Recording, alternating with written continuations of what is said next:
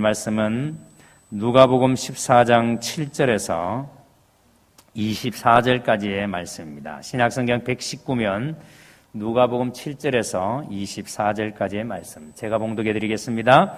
청함을 받은 사람들이 높은 자리에 택함을 보시고 그들에게 비유로 말씀하여 이르시되 내가 누구에게나 혼인잔치에 청함을 받았을 때에 높은 자리에 앉지 말라. 그렇지 않으면 너보다 더 높은 사람이 청함을 받은 경우에 너와 그를 청한 자가 와서 너더러 이 사람에게 자리를 내주라 하리니 그때에 네가 부끄러워서 끝자리로 가게 되리라. 청함을 받았을 때 차라리 가서 끝자리에 앉으라. 그러면 너를 청한 자가 와서 너더러 버시어 올라 앉으라 하리니 그때에 함께 앉은 모든 사람 앞에서 영광이 있으리라. 무릇 자기를 높이는 자는 낮아지고 자기를 낮추는 자는 높아지리라. 또 자기를 청한 자에게 이르시되 내가 점심이나 저녁이나 베풀거든 벗이나 형제나 친척이나 부한 이웃을 청하지 말라. 두렵건대 그 사람들이 너를 도로 청하여 내게 갚음이 될까 하노라. 잔치를 베풀거든 차라리 가난한 자들과 몸 불편한 자들과 저는 자들과 맹인들을 청하라. 그리하면 그들이 갚을 것이 없으므로 내게 복이 되리니 이는 의인들의 부활 시에 내가 갚음을 받겠음이라 하시더라. 함께 먹는 사람 중에 하나가 이 말을 듣고 이르되 무릇 하나님의 나라에서 떡을 먹는 자는 복되도다 하니 이르시되 어떤 사람이 큰 잔치를 베풀고 많은 사람을 청하였더니 잔치할 시각에 그 청하였던 자들에게 종을 보내어 이르되 오소서 모든 것이 준비되었나이다 하며 다 일치하게 사양하여 한 사람은 이르되 나는 밭을 샀으며 아무래도 나가보아야 하겠으니 청컨대 나를 양해하도록 하라 하고 또 한 사람은 이르되 나는 소 5개를 샀으며 시험하러 가니 청컨대 나를 양해하도록 하라 하고 또 한 사람은 이르되 나는 장가 들었으니 그러므로 가지 못하겠노라 하는지라.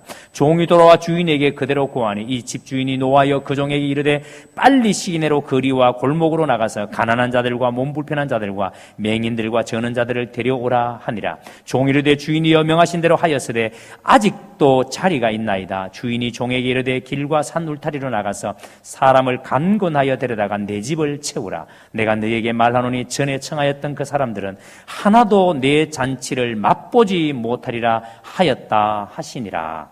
아멘. 말씀에 큰 은혜 되시기 바랍니다. 이 시간 우리 할렐루야 성가대에서 오직 예수라는 제목으로 하나님께 찬양드리겠습니다.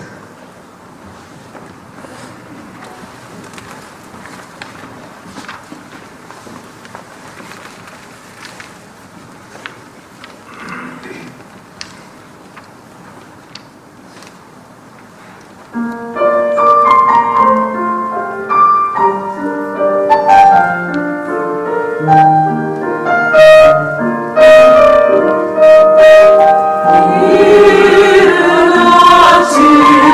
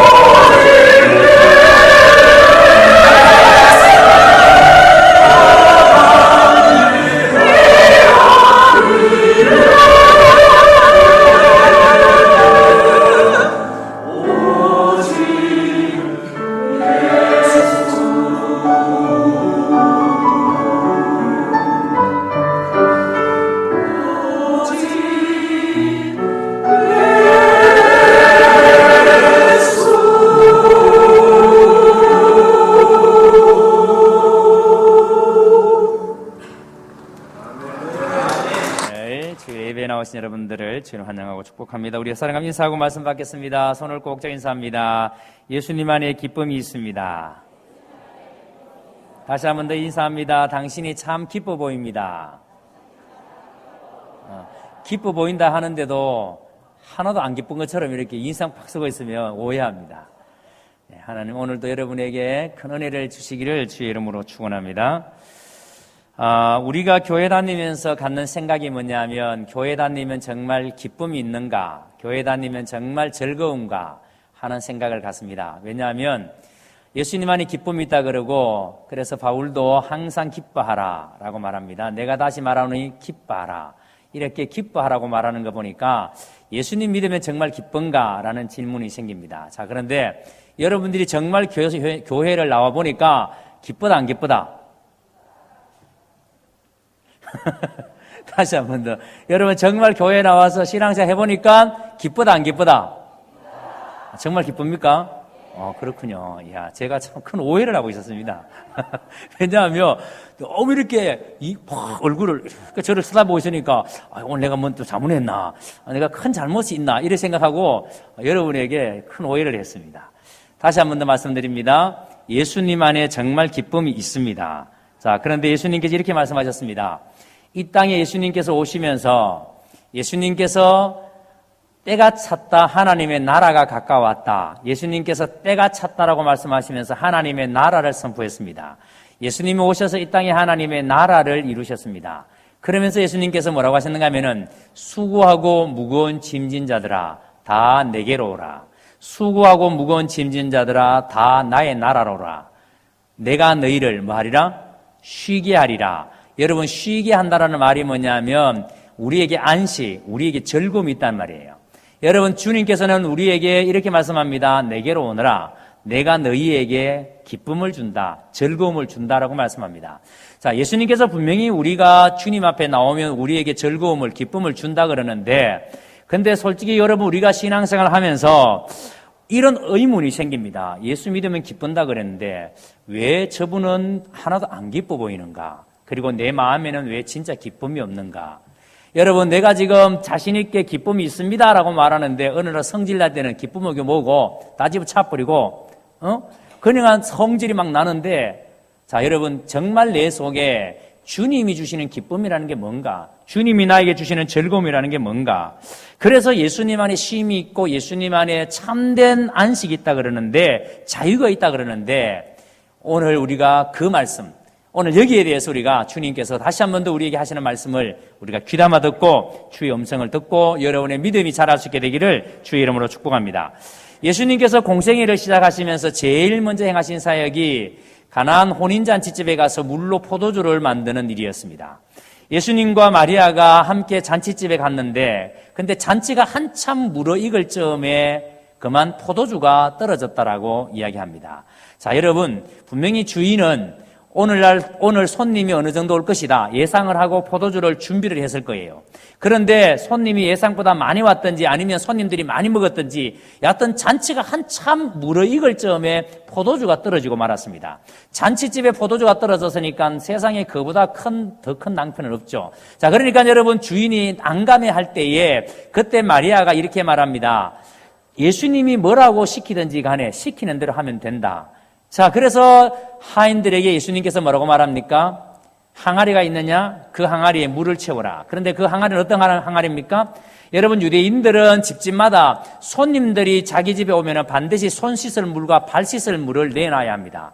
그러니까 여러분 팔레스타인이라는 땅이 광야니까 거기에서 흙먼지라든지 먼지가 많기 때문에 반드시 남의 집에 갈 때는 주인이 손 씻을 물, 발 씻을 물을 내어놓고 손을 씻고 발을 씻고 그 집에 들어갑니다. 그런데 그 물을 담아놓는 항아리가 있습니다.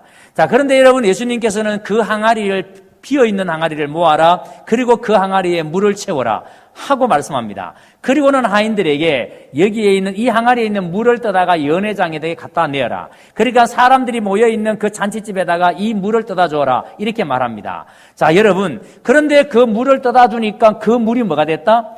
포도주가 되었다는 말입니다. 자, 그런데 여러분 보세요. 우리가 이 포도주에다가 초점을 만들지 말고 왜 예수님께서 공생의 첫 사역에 가나안 혼인잔치에 물을 가지고 포도주를 만드는가? 먼저 항아리를 여러분 주목해 보셔야 됩니다. 여러분, 이 항아리의 의미가 뭐냐면 바로 유대인들의 전통, 유대인들이 지키는, 유대인들이 목숨을 다해서 지키려고 하는 율법을 의미합니다. 자, 그러니까 너희가 지금 이 항아리에 물을 담아놨다가 손님 들어오면 손 씻을 물을 내어놓는 게 너희 전통이 아니냐. 너희는 이 전통을 지금까지 힘을 다해서 지키지 않았느냐. 그러면서 보세요. 오늘 본문의 앞부분 1절에서 6절에 보시면은 바리새인의 지도자 집에 예수님을 식사의 자리에 초대합니다. 예수님께서 이 바리새인의 지도자 집에서 떡을 먹습니다. 자, 그런데 문제는 이 바리새인의 지도자 집에 예수님만 청함한 것이 아니고 다른 유대인들도, 다른 바리새인들도 거기에 청함을 받았습니다. 그리고 또 그 집에는 누가 있었는가 하면은 수종병이 걸려있는 한 사람을 그 집에 데려다 놨습니다. 누가요? 이 바리새인의 지도자가. 왜 데려다 놨는가 하면은 여러분, 수종병이라는 것은 배에, 창자에 가스가 차서 이게 배가 부풀어 오르는 병이 수종병이에요. 근데 수종병이 걸린 사람을 이 바리새인의 지도자 집에 데려다 놓고 예수님을 초대한 거예요. 왜 이렇게 했는가 하면은 이 당시에 예수님께서 안식일 날 병자를 고친다는 소문이 자자했습니다. 예수님은 실제적으로 안식일 날 많은 병자를 치료했습니다. 그런데 유대인들의 입장에 봤을 때는 절대로 안식일 날 병 고치면 안 돼요.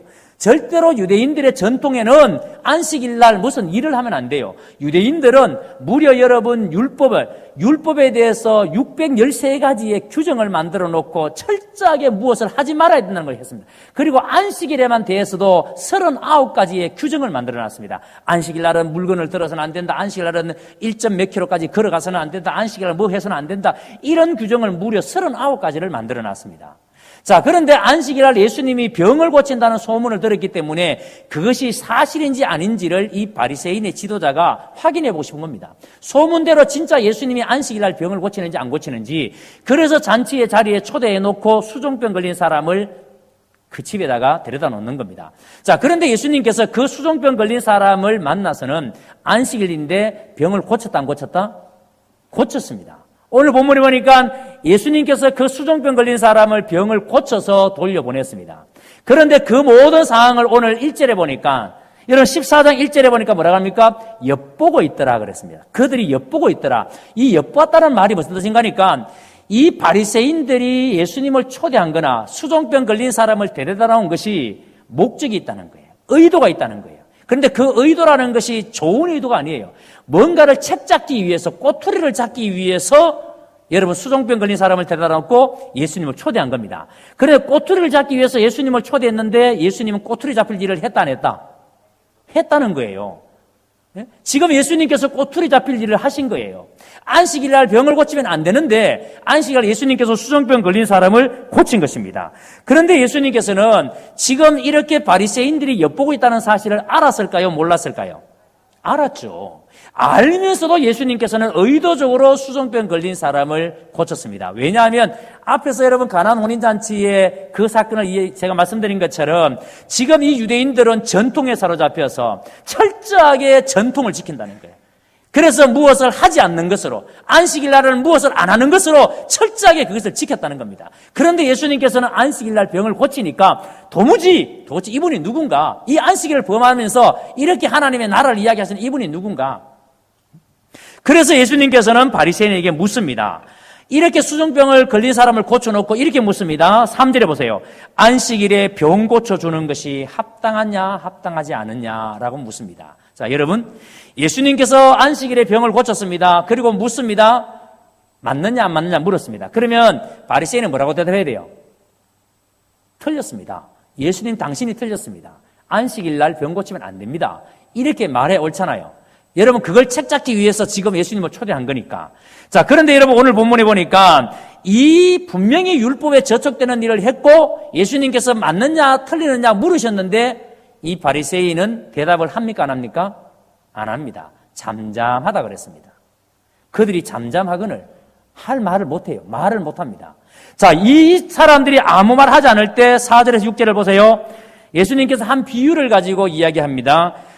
자, 너희가 만약에 아들이 있는데 아들이나 소가 만약에 안식일 날 웅덩이에 빠졌다. 그럼 어떻게 하겠느냐? 그 웅덩이에 빠진 아들을, 이 아들은 다른 번역서에 보면은 나귀로 되어 있습니다. 그러니까 안식일 날 사람이든 짐승이든 안식일 날 웅덩이에 빠지면 바로 건져낸다. 왜냐하면 안 건져내면 죽으니까. 여러분, 저희 집에 고향에 가면은 옛날에는 우물이 동네 공동 우물도 있고 또 부잣집은 자기 개인 우물도 있지만 대체적으로 두 집, 세 집 이렇게 한 우물을 쓰거든요. 저희 집은 우리 옆집하고 한 우물을 썼습니다. 근데 우리 옆집 아저씨는 술만 먹으면 우물에 뛰어들어갑니다. 이 세상에. 그 우물이 그 얕은 우물이 아니에요. 술만 먹으면 우물에 뛰어들어가니까 여러분, 우물에 뛰어들어간 사람 어떻게 해야 돼요? 빨리 건져내야 됩니다. 놔두면 죽습니다. 그리고 건져내고는 어떻게 해야 돼요? 물 그것도 다 퍼내야 돼요. 왜냐하면 사람이 빠졌으니까 그 물 그거 어떻게 먹어요? 그러니까 다 퍼내는데 그게 정말 힘들거든요. 그리고 우물에는 어른이 못 들어가요. 거기는 좁으니까. 누가 들어가야 된다? 아이가 들어가야 돼요. 그러니까 항상 그건 내 몫이었습니다. 아저씨 술만 먹으면 우물에 뛰다가 경우야 또 우물 들어가야 된다. 그래 아버지가 물을 다 퍼내면 너는 또 우물 속에 들어가 그 밑에 다 찌꺼기 건져내고 그러면 물이 또 고이지 않습니까? 그럼 또 그 물을 또 먹고 사는 거죠. 근데 이 아저씨가 얕은 술만 먹으면 뛰어들어가는데 뛰어들어가는 순간에 바로 여러분 그 어른들이 달라붙어가지고 그 사람을 건져냅니다. 이 아저씨를 건져냅니다. 우물에 사람이 빠지면 그것이 안식일이든 그것이 안식이 아니든 무조건 빨리 건져내야 됩니다. 지금 예수님께서 이렇게 말씀하신 이유가 뭐냐면 안식일 날 사람이 물에 빠지면 짐승이 물에 빠지면 안 건져내면 죽으니까 빨리 건져내야 된다. 살려야 되니까 왜 너희가 안식일 날 아픈 사람을 바라볼 때 그런 시각으로 못 보느냐는 거예요. 왜 너희는 너희 틀에 갇혀서 왜 너희는 아픈 사람을 안식일 날 고치는 것이 율법을 어기는 것이라고 생각하느냐. 왜 안식일 날 물에 빠져 있는 사람은 건져내면서 왜 물에 빠져 있는 짐승은 건져내면서 왜 병든 사람을 안식일 고치는 것을 왜 안식일 어긴다고 생각하느냐. 지금 예수님께서 그것을 반문하시는 겁니다. 여러분 지금 유대인들은 전통에 매여서 율법에 갇혀서 이것을 먹어야 되느냐 먹지 말아야 되느냐 이 일을 해야 되느냐 하지 말아야 되느냐 그것으로 완전히 이들은 매여 있습니다. 이들은 자유가 없어요. 이들은 분명히 예수를 믿으면서 기쁨이 없습니다. 왜요? 지금 철저하게 율법에 매여 있으니까. 그러니까 하나님을 믿는다면서도 그들 마음속에는 어떤 즐거움도 없습니다. 오직 그들은 짐입니다. 무엇을 하지 않으면은 율법을 어긴 거니까 내가 천국 가겠나 이런 의심이 들고 안식이 없는 거예요. 여러분 오늘 보세요. 우리가 교회 다니면서 이럴 수가 있습니다. 여러분이 지금 교회는 나오는데 예수를 믿는다고 하면서 만약에 새벽기도 못 나오기 때문에 아유 내가 권사가 내가 새벽기도 못 나가는데 이리가 천국 가겠나. 자유하세요. 에? 자유하세요. 새벽기도 못 나오는 것 때문에 눌리지 마시라 이 말입니다. 새벽기도 못 나오는 것 때문에 천국 가고 못 가는 게 아니에요. 다만 여러분 우리가 기도 생활을 못할 때 영적 생활에 누릴 수 있는 것들을 못 누리니까 그게 안타까운 거죠. 그 다음에 여러분 보세요. 술을 먹느냐 담배를 피우느냐 이런 문제 때문에 그래서 술 먹는 사람은 안 먹는 사람 보면서 눈치를 봐야 되고 안 먹는 사람은 먹는 사람 보면서 정죄를 합니다. 저거 봐라 집사가 술 먹는다. 저 봐라 저거. 그러면서 여러분 서로 정죄를 합니다. 여러분 우리 신앙인들은요 남들이 하는 것들을 보면서 내가 안 한다고 해서 정죄하는 그런 신앙은 옳은 신앙이 아니에요. 내가 술을 안 먹는다고 해서 술 먹는 사람을 판단하고 저 사람 믿음 없다. 천만의 말씀요. 술 먹는 사람 중에 진짜 믿음 좋은 사람 많습니다. 담배 피우는 사람 중에도 믿음 좋은 사람이 있습니다. 여러분 이렇게 생각하죠. 믿음이 좋으면 담배 끊죠. 물론 끊죠. 근데 여러분 이 담배라는 게 술이라는 게요. 이게 여러분 우리나라에 들어오면서 일종의 토착 신앙이에요. 술만 먹으면 우리나라 사람들은 고주망태가 되고 죄송합니다만 독이 되니까 독. 그러니까 여러분 술만 먹으면 사람이 짐승이 되니까 그래서 한국 사람들에게는 이 술 문제를 해결해야겠다. 그래서 선교사들이 술을 못 먹게 한 거예요. 담배도 마찬가지입니다. 스펄전 목사님은 아주 예언가였습니다. 그리고 이 주촌 문제는 우리 한국 교회만 굉장히 심각한 문제가 되는 것이지 사실은 여러분 구라파에서는 이 문제가 이게 여러분 진리 문제가 아니거든요. 다만 우리나라에서는 그렇게 하면은 분명히 큰일 납니다. 목사가 여러분 여기서 담배를 피운다고 생각해 봐요. 여러분 저를 목사로 보겠습니까? 어디 사꾼 같은 사람이 말이야. 그러지 않겠습니까? 그렇지만 그걸 가지고 정죄하지 말라는 거예요. 그걸 가지고 그 사람이 천국 간다 못 간다 정죄하지 말라는 거예요. 그런데 여러분 우리는 지금 거기서 자유를 못하는 겁니다. 거기에 얽매여 있는 겁니다. 보세요. 신앙이라는 것은 억지로 올가매는 게 아니에요. 신앙은 우리 주님께 매료되는 겁니다. 내가 예수님 만나니까 예수님이 너무 좋으니까 그래서 예수님이 너무 좋으니까 예수님이 원하시는 예수님이 기뻐하시는 예수님이 원하시는 일을 하고 예수님이 기뻐하시는 일을 하는 겁니다. 그래서 예수님께 매료될 때 예수님께 푹 빠질 때에 여러분 그런 사람들이 모여있는 교회는 사람들이 전부 다가 기쁩니다. 그래서 잔치집 같아요. 진짜 여러분 예수님의 주인인 교회는 잔치집 같은 교회예요. 오면은요 그냥 얼굴만 봐도 즐겁습니다. 그냥 말만 들어도 즐거워요. 아유 너무 즐거워요. 무슨 일을 해도 즐겁죠. 오늘도 지금도 주방에서 1부 예배 드리고 2부에 여러분들에게 식사를 제공하기 위해서 열심히 준비하는 오늘 무슨 순위예요? 어느 순위 지금 준비합니까? 웃음소리가 들리지 않습니까? 즐거우면 1부 예배 때 제가 웃으면서 일하라 그랬거든 내가. 지금 웃음소리가 올라오잖아 지금. 즐겁게 일을 하거든 즐겁게. 무슨 일을 해도 교회는 즐겁습니다. 여러분 우리가 힘들게 세상에서 살다가 주일날 예배드리러 교회에 왔는데 자리에 딱 앉는 순간에 마치 여러분 여성들이 오랜 시집살이 속에 몇 년 만에 친정집에 딱 가서 친정엄마가 야야 고생했다 하고 밥을 해주는데 여러분 그 친정집에 앉는 순간에 마음이 어때요? 예? 모든 것이 다 눈 녹듯이 녹아지고 세상에 그렇게 마음이 편할 수가 없어요.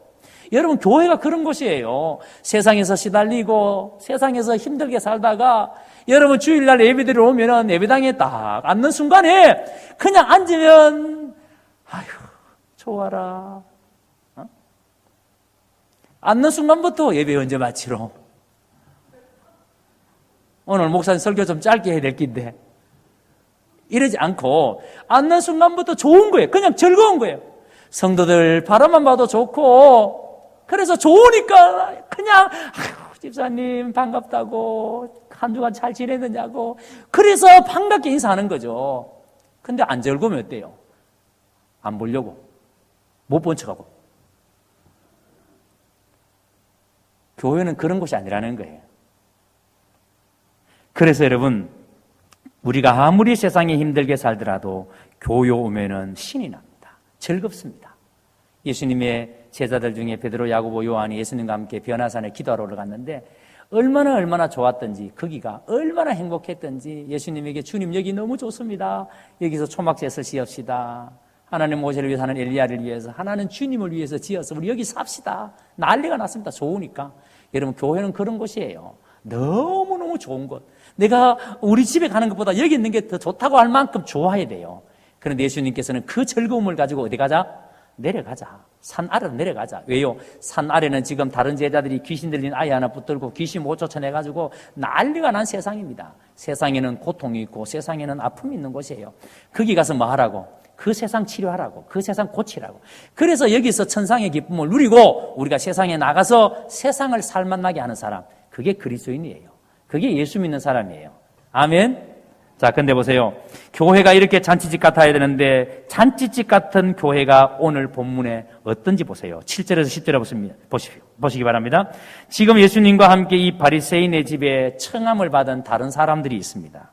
자, 그런데 이 청함을 받은 다른 사람들이 가만히 보니까 예수님이 보니까 이 사람들이 지금 자리를 가지고 지금 자기들끼리 눈치를 보고 있습니다. 누가 더 높은 자리에 앉을 것인가?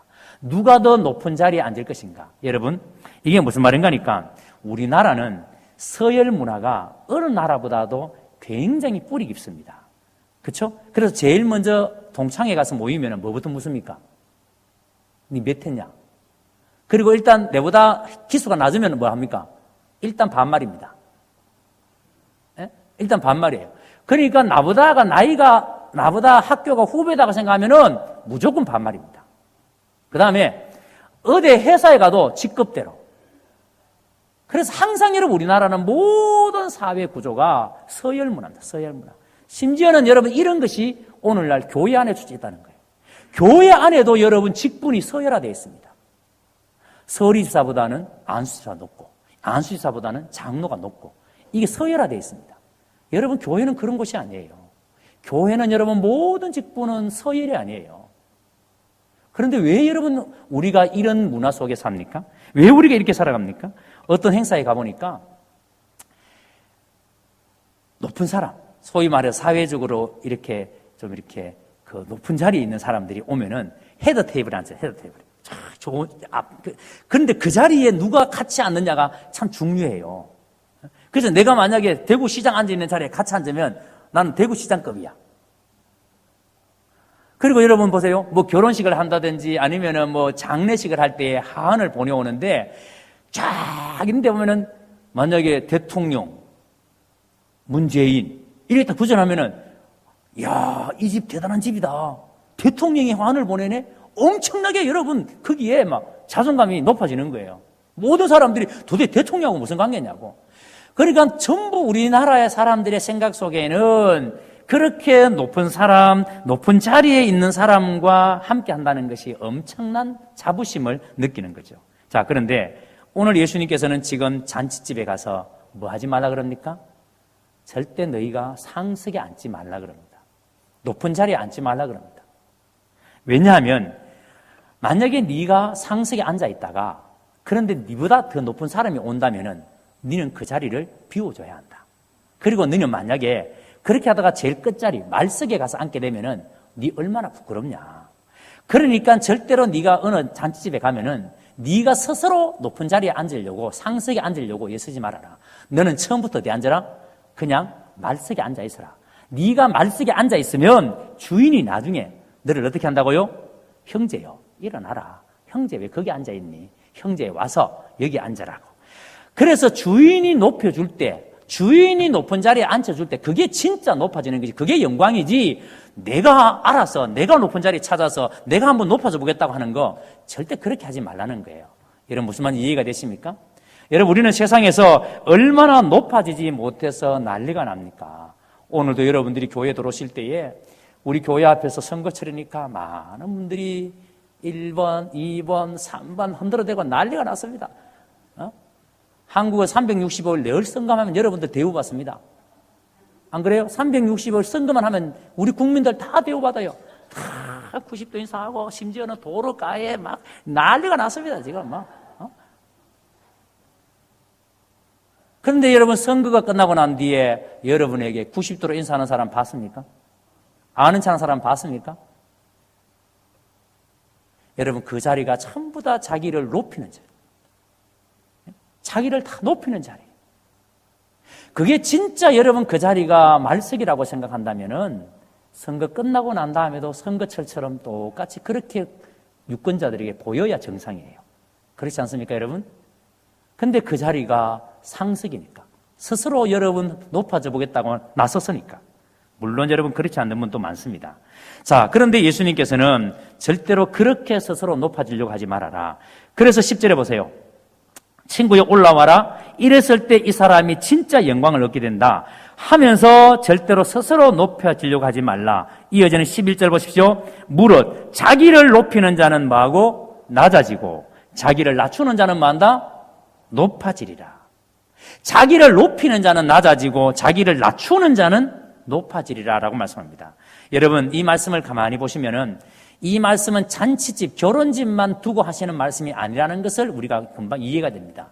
예수님께서 왜 이 말씀을 하시는가 하면은 너희가 하늘나라에 초대된, 너희가 진짜 좁은 문을 통과한 사람이라면, 너희가 진짜 구원을 받은 사람이라면 우리 성도들이 살아가는 모든 삶의 자리에서 이렇게 실천해라 이런 뜻입니다. 우리가 진짜 좁은 문을 통과한 사람이라면 내가 살아가는 삶의 현장에서 스스로 높아지려고 하지 말라는 거예요.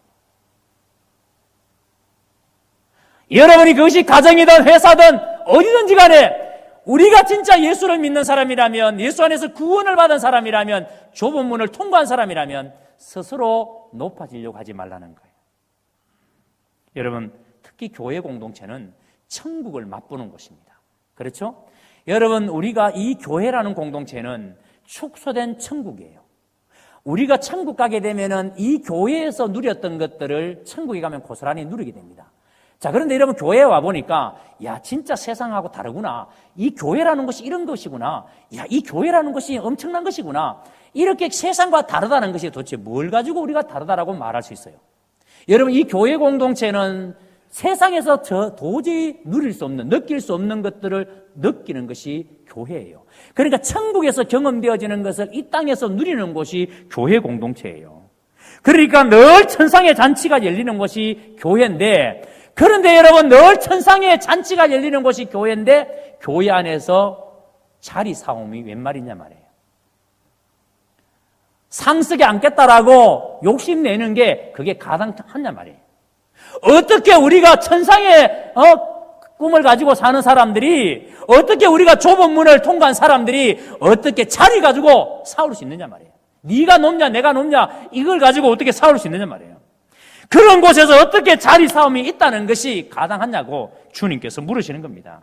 여러분, 마태복음 20장 20절 이하를 보시면은 세베대의 아들들을 이 어머니가 데리고 예수님께 나옵니다. 그리고 이 제자들이에요. 그런데 예수님께 이 어머니가 이렇게 말합니다. 주님, 당신이 예루살렘에 가셔서 당신이 왕이 되시면은 내 아들을, 한 아들은 당신의 오른편에서 오른팔 되게 해주시고 둘째 아들은 왼팔 되게 해주십시오 라고 말합니다. 그러니까 여러분, 예수님이 만약에 예루살렘에 올라가셔서 이스라엘의 왕이 되신다면 우리 아들을 당신의 좌우편에 두고, 그러니까 실세 서열 1, 2위가 되게 해달라는 이런 부탁입니다. 여러분, 지금 엄청난 청탁을 하는 거예요, 지금 예수님에게. 근데 예수님께서 이 말씀을 들었을 때에 여러분, 예수님의 입장에서 한번 생각해 보세요. 얼마나 가슴 아팠을까요? 지금 예수님이 예루살렘에 올라가면은 처절하게 십자가를 지시기 위해서 겟세마네 동산에서 기도할 때 할 수만 있으시거든 이 잔을 내게서 지나가게 해달라고 할 만큼 너무나 처절한 그 십자가의 길을 예수님이 가셔야 되는데, 그런데 그 십자가의 길을 가기 위해서 예루살렘에 올라가시는 그 예수님에게 지금 여러분, 예수님의 제자들과 이 엄마의 관심이 뭐냐 하면 자리입니다. 높은 자리 좀 앉게 해주세요. 높은 자리 좀 앉게 해주세요. 여러분, 오늘 이 시간에 이 말씀을 듣고 있는 우리가 진짜 여러분 여기에 자유할 수 있습니까? 여러분이 아니라고 말할 수 있습니까? 여러분이 교회 다니시면서 예수님을 만났다면은 진짜 나는 이 자리에 연연하지 않는가? 나는 자유한가?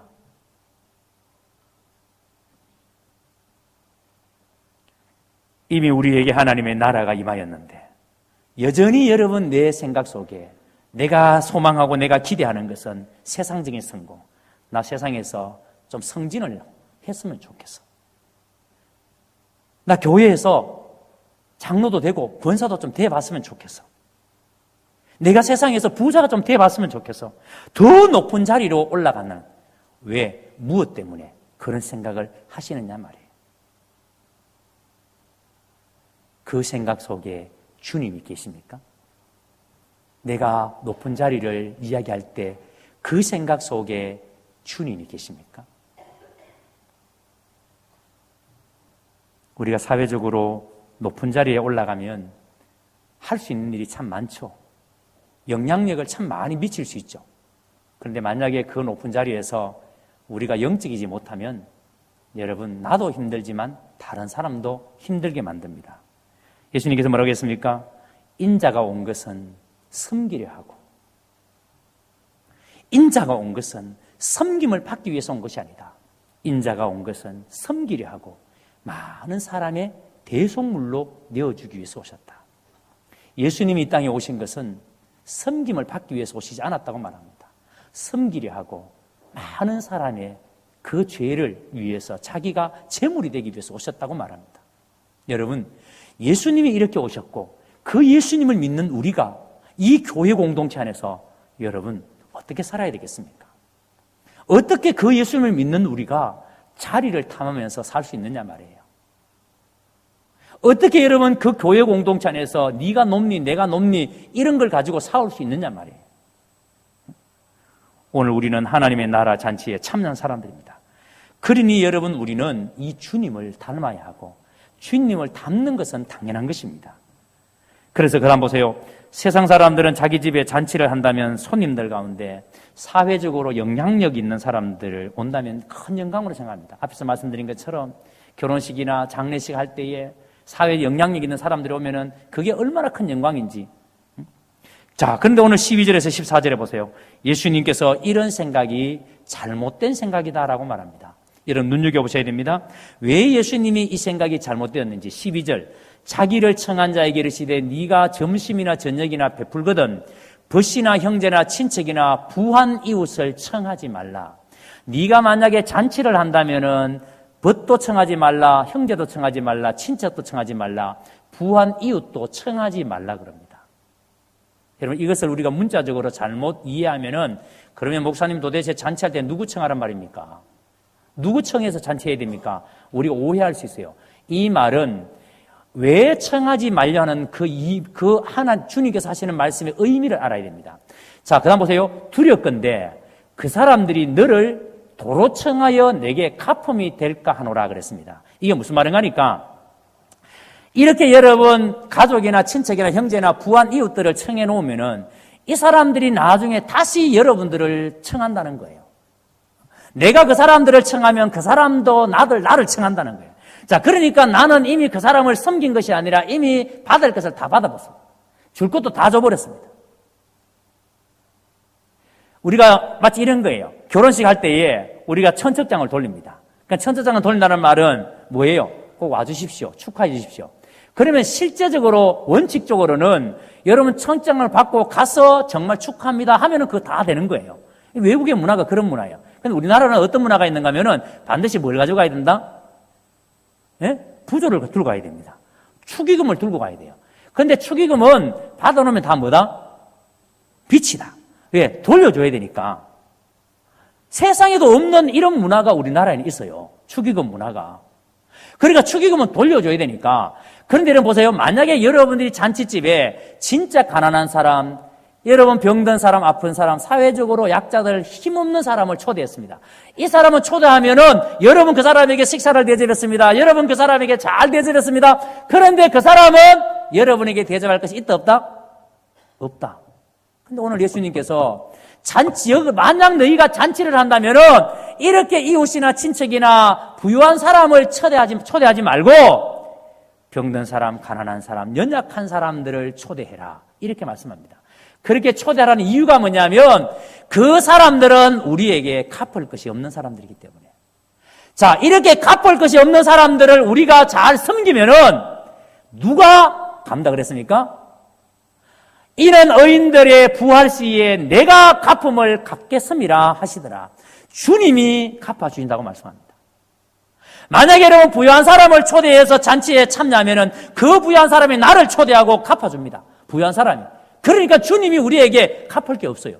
그런데 가난한 사람들을 초대해서 그 사람들을 섬기고 나면은 주님이 우리에게 갚아주십니다. 여러분들은 이 땅에서 축의금 받아서 기쁨을 누리시겠습니까? 하나님이 주시는 은혜를 받아서 기쁨을 누리시겠습니까? 대답 안 하십니까? 자, 그러면 이제 어떻게 해야 되겠다? 이제 말 못 하겠죠. 우리 딸 결혼해야 되는데, 우리 아들 결혼해야 되는데, 축의금 안 받으면 큰일 나는데. 응? 여러분, 우리가 가난한 사람들을 섬기면 그 가난한 사람들을 섬긴 것에 대해서는 하나님이 갚으신다라고. 하나님이 갚아주신다라고. 기억하셔야 됩니다. 잔치에 가난한 사람들, 병든 사람들, 약한 사람들을 초대하는 이유는 그 사람들이 우리에게 갚을 것이 없는 사람들이기 때문에, 자신들의 능력으로 갚을 능력이 없기 때문에, 그래서 그들을 초대해서 그들을 섬기면 주님께서 갚아주신다라고. 저는 우리 성도들이 너무 자랑스러운 것이 저희 교회가 남들이 볼 때 대단히 화려하게 잘한다 그런 것보다도 저는 정말 너무 감사하고 너무 자랑스러운 것이 이런 마음들이 우리 성도들에게 풍성하다는 겁니다.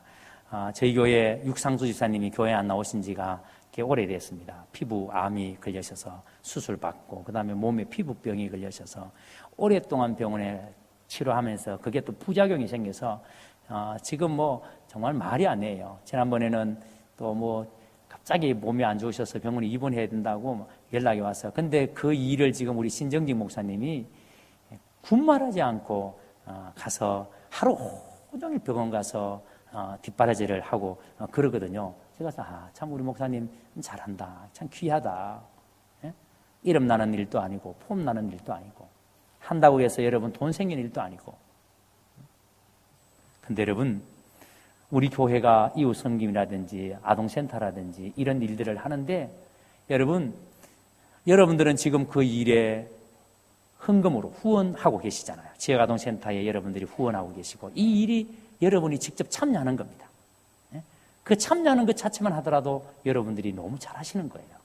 그래서 우리 교회가 우리 동네에 있는 연약한 사람들, 가난하고 힘들고 어려운 사람들을 우리 교회가 그 사람들을 잘 섬기면은 진짜 잘 섬기면은 하나님께서 뭐 하신다?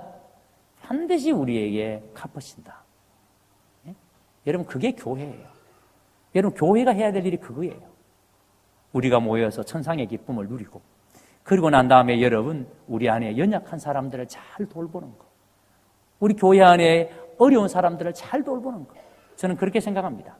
하나님께서 우리 교회에 우리가 돌봄이 필요한 사람들을 보내시는데 그 사람들을 우리가 정말 잘 섬기면은 하나님 반드시 우리 교회에 부흥을 허락해 주신다. 아멘. 그래서 여러분 우리 교회가 섬기고 돌봐야 할 사람들을 많이 보내주실 때 우리가 힘을 다해서 정말 잘 섬기고 돌보면 하나님께서 더 많은 사람들을 우리 가운데 보내시고 그 일을 하게 하실 겁니다. 그러므로 여러분 교회 가운데 우리가 섬겨야 될 사람, 돌봐야 될 사람이 많아진다는 것은 하나님의 복인 줄 아시기를 주의 이름으로 축복합니다. 자, 그래서 오늘 본문에 또 보세요. 천국잔치에 초대되어서 잔치에 참여하는 사람들은 좁은 문을 다 통과한 사람들인데 그 사람들은 신앙생활 자체가 기뻐야 됩니다. 즐거워야 됩니다. 그러니까 여러분 늘 교회에서 그 즐거움으로 흘러넘쳐야 됩니다. 그리고 이것이 우리에게 가장 큰 기쁨이고 가장 위대한 복인데 그게 오늘 15절에서 24절의 말씀이에요. 보세요. 예수님과 함께 잔치에 초대받아서 먹던 사람들 중에 한 사람이 예수님께서 하시는 말씀을 듣고 이렇게 질문합니다. 이르되 무릇 하나님의 나라에서 떡을 먹는 자는 복되도다 하니. 하나님의 나라에서 떡을 먹는 자, 여러분 떡을 먹는다는 것은 즐긴다는 거예요. 하나님의 나라에서 즐기는 자가 복된 사람이다.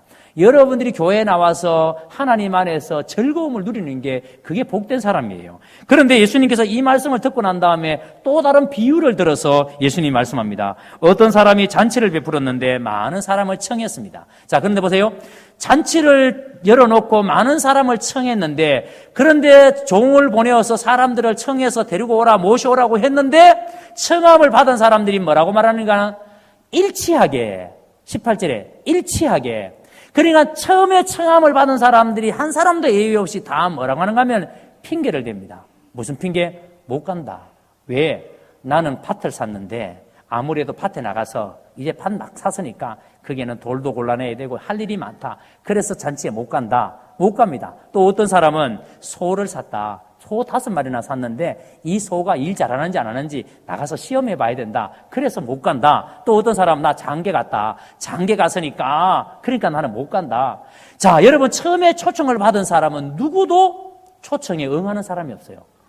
그랬더니 주인이 이렇게 말합니다. 즉시 나가서 가난한 사람, 몸 불편한 사람, 맹인들을 데려다가 이 잔치에 참여시켜라. 그래서 종들이 나가서 가난한 사람, 몸 불편한 사람, 맹인들을 데려다가 잔치에 참여시킵니다. 그런데 문제는 아직도 그 자리가 많이 비어 있습니다. 여러분 이 말은 세상에 돌봐야 될 사람, 천양 연약한 사람들이 전부가 아니라는 말입니다.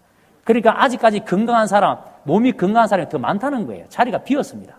자, 비었으니까 주인이 뭐라고 말합니까? 종에게 길과 산 울타리로 나가서 사람들을 강건하여 데려다가 내 집을 채우라라고 말합니다. 여러분, 이 말씀의 의미가 뭔지를 알아야 됩니다. 이 말씀이 예수님께서 왜 이런 말씀, 이 비유를 하시는지 핵심을 알아야 됩니다. 자, 여기 보세요. 처음에 청하였던 사람, 핑계를 대는 사람, 소 샀습니다, 밭 샀습니다, 장가 갔습니다 하고 핑계대는 사람은 누구를 가리키는가 하면은 바로 유대인들을 가리킵니다. 이들은 처음으로 부름을 받은 사람입니다. 율법을 받은 사람들입니다. 자, 처음으로 율법을 받았으니까 이방인들이 받지 못한 율법을 받았으니까 이들은 하나님을 더 잘 믿어야 된다, 더 못 믿어야 된다. 더 잘 믿어야 된다. 이들은 이 율법의 말씀을 통해서 예수님을 제대로 알아야 된다, 몰라야 된다. 알아야 됩니다. 이들은 이방인이 받지 못한 말씀을 받았으니까 예수님에 대해서 제대로 알아야 되죠. 그런데 문제는 보세요. 이 처음에 초청을 받은 이 사람들은 예수님을 알았다 몰랐다? 몰랐습니다. 율법을 가지고 있지만 예수님을 몰랐어요. 핑계를 댑니다. 뭐라고 핑계댑니까? 여러분 마치 이런 거예요. 지금 우리가 교회는 열심히 다녀요. 10년, 20년, 30년 교회 다녀요. 그럼에도 불구하고 예수님을 모를 수가 있어요. 먼저 된 자가 나중되고 나중된 자가 얼마든지 먼저 될 수가 있어요. 유대인들은 분명히 먼저 된 사람들이에요. 유대인들이 먼저 말씀을 받았으니까 먼저 된 사람이에요. 그런데도 불구하고 그들은 좁은 문을 통과한 적이 없는 사람이에요. 그들은 예수님을 만나지 못한 사람이에요. 그들은 예수님을 모르는 사람들이에요. 그래서 그들은 예수님을 모르니까 잔치에 초대해도, 예수님이만 열어놓으신 잔치집에 초대해도 그들은 바쁘다고 핑계대고 안 가는 거예요. 여러분들이 지금 몸은 여기 있지만 여기서 즐거움을 누리지 못하는 이유, 왜 내가 예수님 안에서 참된 기쁨을 누리지 못하는가? 우리가 예수님을 모르니까. 예수님을 모를 때 우리는 기쁨을 누리지를 못합니다. 여러분, 가나안 혼인잔치에서 물로 포도주를 만든 사건, 분명히 여러분 그들은 예수님에 대해서 끊임없이 예수님이 자기가 누구신지를 선포했습니다.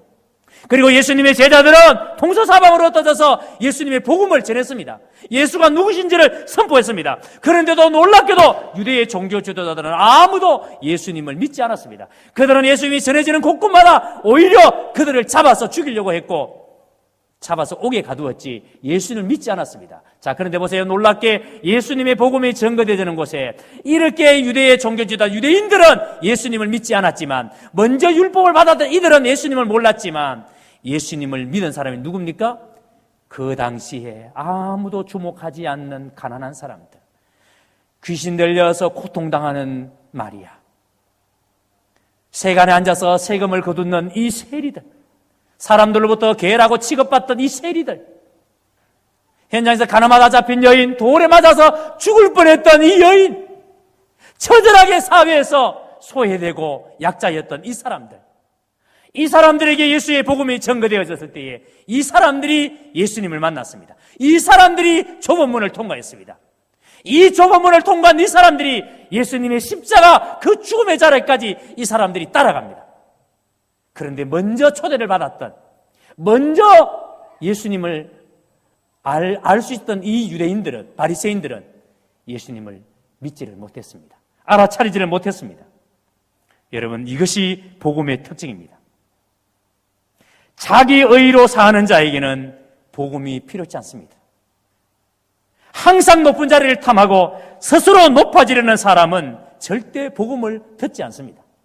교회는 나오지만 스스로 높아지려는 마음이 있는 사람은 복음이 귀에 들어오지 않습니다. 누가복음 5장에서 말씀드릴 때에 나는 누구를 치료하러 왔다 그랬습니까?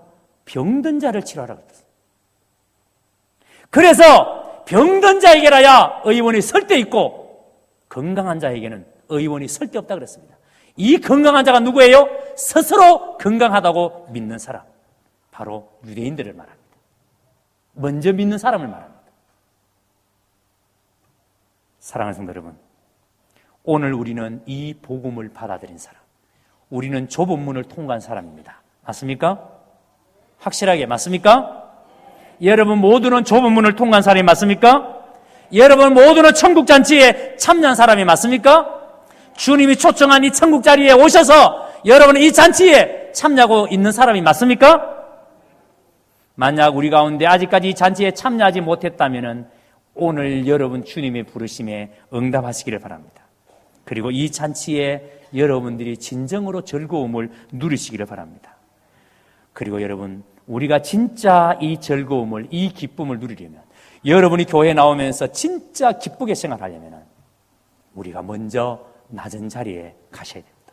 절대 스스로 높아지려고 하면 안 됩니다. 따라합니다. 낮은 자리로. 무슨 자리로? 낮은 자리로. 철저하게 낮은 자리로. 그래야 부끄러움을 당하지 않습니다. 그리고 난 다음에 교회가 가난한 사람, 약한 사람, 병든 사람들을 초대해야 합니다. 교회는 이 동네에 연약한 사람들을 철저하게 이 사람들을 섬기는 교회가 되어야 합니다. 온 힘을 다해서 우리 동네에 연약한 사람들을 잘 섬길 때 그럴 때 하나님께서 여러분 우리를 돌봐주십니다. 이걸 믿으시기를 주의 이름으로 축복합니다. 그럴 때 하나님께서 우리에게 보상해 주십니다. 그리고 이 잔치에 초대된 것이 가장 큰 영광으로 알고 기쁘게 이 잔치를 여러분들이 누리시기를 바랍니다. 여러분이 진정으로 교회 안에서 이 교회 올 때마다 여러분이 천상의 기쁨을 진정으로 누리는 그런 성도들이 되시기를 바랍니다. 그게 여러분 성도의 교제예요.